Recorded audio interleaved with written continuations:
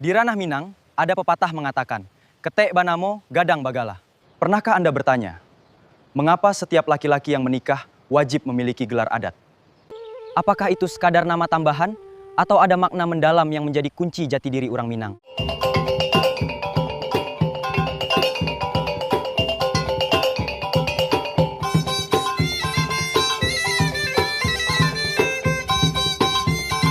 Assalamualaikum warahmatullahi wabarakatuh.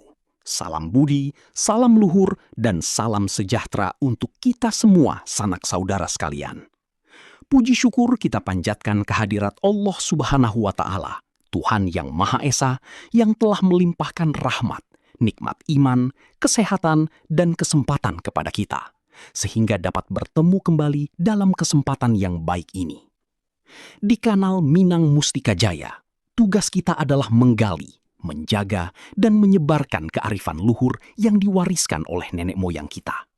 Banyak aturan dan ketentuan dalam adat yang bukan sekedar kebiasaan, melainkan sarana untuk menjaga keharmonisan, ketertiban, dan martabat hidup bermasyarakat. Pernahkah kita bertanya, mengapa dalam setiap pernikahan di ranah Minang selalu ada penyebutan gelar? Apa makna sebenarnya di balik pemberian gelar itu? Apakah hanya sekedar nama tambahan atau memiliki makna yang jauh lebih dalam? Mari kita bahas secara tuntas, mendalam, dan sesuai dengan aturan adat yang berlaku. Salah satu ciri khas yang paling menonjol dan menjadi identitas jati diri masyarakat Minangkabau ialah ketentuan bahwa setiap laki-laki yang telah dianggap dewasa dan mampu memikul tanggung jawab hidup wajib memiliki gelar adat. Hal ini bukan sekedar kebiasaan semata, melainkan bagian dari tatanan kehidupan yang telah diwariskan secara turun-temurun sejak zaman dahulu kala, dan tercantum jelas dalam pantun adat yang berbunyi, "Pancaringe tumbuh di paga, diambia urang ka ambalau, ketek banamo gadang bagala, baitu adai di Minangkabau." Pantun ini mengandung makna yang sangat mendalam. Ketika seseorang masih kecil, ia cukup dikenal dengan nama panggilan atau nama kecilnya saja. Namun seiring bertambahnya usia, kematangan pikiran, dan tanggung jawab yang dipikul, maka ia pun harus diangkat derajatnya dengan disematkan sebuah gelar. Inilah cara adat mengakui bahwa seseorang telah siap melangkah ke jenjang kehidupan yang lebih tinggi, siap menjaga nama baik keluarga, serta memegang teguh nilai-nilai luhur yang berlaku di tengah masyarakat. Ukuran kedewasaan seorang laki-laki dalam pandangan adat Minangkabau tidak semata ditentukan oleh angka usia, melainkan oleh kesiapan membangun rumah tangga. Sejak dahulu kala, menjadi kepala rumah tangga dianggap sebagai tonggak utama yang menandai beralihnya status dari seorang pemuda menjadi laki-laki dewasa yang bertanggung jawab. Oleh sebab itu, pada hari pernikahannya, setiap pemuda Minang wajib menerima gelar pusaka yang diwariskan oleh kaumnya. Jika kita menilik kebiasaan yang berlaku di kampung-kampung sejak masa lampau, seorang laki-laki yang telah beristri akan merasa kurang dihargai dan seolah belum mendapatkan tempat yang layak di tengah keluarga besar istrinya, apabila ia terus dipanggil hanya dengan menyebut nama kecilnya saja. Penyebutan gelar, sekalipun hanya dengan menyebut bagian singkatnya, misalnya cukup disebut Tan untuk gelar Sultan, atau Kuto untuk Sultan Mangkuto, sudah mengandung makna penghormatan yang mendalam. Hal ini menjadi wujud pengakuan dari keluarga pihak wanita bahwa sang menantu telah diterima sepenuhnya sebagai bagian tak terpisahkan dari keluarga besar mereka. Namun, ketentuan ini tentu saja tidak bersifat mutlak dan kaku. Bagi orang-orang tua dari pihak keluarga istri yang sudah sangat lama mengenal, dekat, dan memiliki hubungan akrab, kebiasaan memanggil nama kecil tetap dapat dilakukan tanpa mengurangi rasa hormat. Namun dalam pertemuan resmi, acara adat, atau di hadapan halayak umum, penyebutan gelar tetaplah menjadi kewajiban untuk menjaga tata krama dan kehormatan bersama. Dalam sistem kekerabatan matrilineal yang dianut oleh masyarakat Minangkabau, setiap kelompok keturunan seperut yang membentuk satu suku memiliki harta pusaka tersendiri. Di dalamnya termasuk deretan gelar adat yang telah dipakai secara turun-temurun. Gelar-gelar ini disimpan dan dijaga dengan baik oleh kaum, kemudian diwariskan secara berjenjang, dari ninik kepada mamak, dan selanjutnya dari mamak kepada kemenakan laki-laki yang telah memenuhi syarat.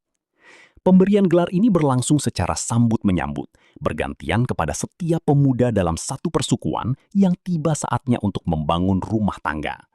Oleh karena itu, permohonan untuk mendapatkan gelar wajib disampaikan kepada mamak kepala kaum atau saudara laki-laki dari pihak ibu sebagai pemegang amanah adat. Selain mengambil gelar dari perbendaharaan suku sendiri, dengan persetujuan penuh dari para mamak dan ninik, gelar bagi calon mempelai pria juga dapat diambilkan dari keluarga persukuan ayahnya. Dalam istilah adat Minangkabau, jalur ini disebut sebagai pengambilan gelar dari pusako bako. Namun ada satu ketentuan yang sangat tegas dan tidak boleh dilanggar. Seseorang tidak diperbolehkan mengambil gelar dari perbendaharaan suku atau kaum pihak calon istrinya. Jika hal ini dilakukan, maka dalam pandangan adat, hal itu akan dianggap sebagai perkawinan sesuku yang bertentangan dengan aturan utama serta berpotensi menimbulkan kekacauan dalam sistem kekerabatan. Ketentuan pemberian gelar ini tidak hanya berlaku khusus bagi mereka yang berasal dari suku Minangkabau saja. Adat Minangkabau sangat terbuka dan menghargai keberagaman, sehingga aturan ini juga berlaku bagi siapa saja yang menjadi semenda atau menantu, tanpa memandang asal-usul suku, daerah, maupun bangsanya. Baik itu orang Jawa, orang Sunda, orang dari daerah lain di Nusantara, bahkan orang asing sekalipun yang menikah dengan perempuan Minang tetap berhak mendapatkan gelar adat yang layak. Sebab pada hakikatnya, gelar yang disematkan kepada seorang menantu lebih berfungsi sebagai tanda penghormatan, pengakuan resmi, dan identitas baru. Perlu dipahami pula bahwa gelar yang diberikan pada saat pernikahan memiliki tingkatan dan makna yang berbeda dengan gelar yang disandang oleh seorang penghulu. Gelar penghulu merupakan gelar kehormatan tertinggi dalam struktur kepemimpinan adat yang diwariskan hanya kepada kemenakan tertentu melalui upacara adat yang sangat besar dan sakral. Sebaliknya, gelar yang diberikan kepada pemuda saat menikah bersifat lebih umum, dapat disandang oleh siapa saja yang telah berumah tangga, dan proses pemberiannya tidak memerlukan rangkaian upacara khusus yang rumit. Secara umum, gelar ini diawali dengan sebutan sultan, seperti Sultan Malenggang, Sultan Pamenan, Sultan Mangkuto, dan sebagainya. Bagi mereka yang berasal dari luar suku Minangkabau, ada aturan khusus. Sekali seseorang telah menikah dengan perempuan Minang, maka ia akan ditempatkan setara dengan menantu-menantu lainnya. Tidak ada perbedaan derajat. Hal ini sesuai dengan prinsip adat yang berbunyi, jikok inggok mancangkam, jikok tabang basi tumpu. Artinya, segala sesuatu yang dimulai dan dijalankan haruslah dilakukan dengan sepenuh hati, konsisten, dan mengikuti aturan yang berlaku secara menyeluruh. Jika jalur pengambilan gelar dari pusako bako tidak memungkinkan, maka ada cara lain yang juga diakui adat. Calon menantu terlebih dahulu diangkat menjadi anak kemenakan oleh nini mama dari suku lain yang tidak memiliki hubungan langsung dengan suku istrinya. Setelah itu, barulah gelar diberikan. Penyebutan gelar ini memiliki momen yang sangat penting.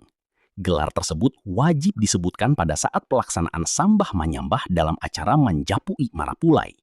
Setelah proses akad nikah selesai dan sah menurut ajaran Islam, gelar itu pun diumumkan secara resmi di hadapan seluruh tamu undangan. Sesuai pepatah, indak basuluah batang pisang, basuluah bulan jo mato ari, bagalanggang matorang banyak. Artinya, sampaikanlah dengan terang dan jelas agar diketahui oleh semua orang.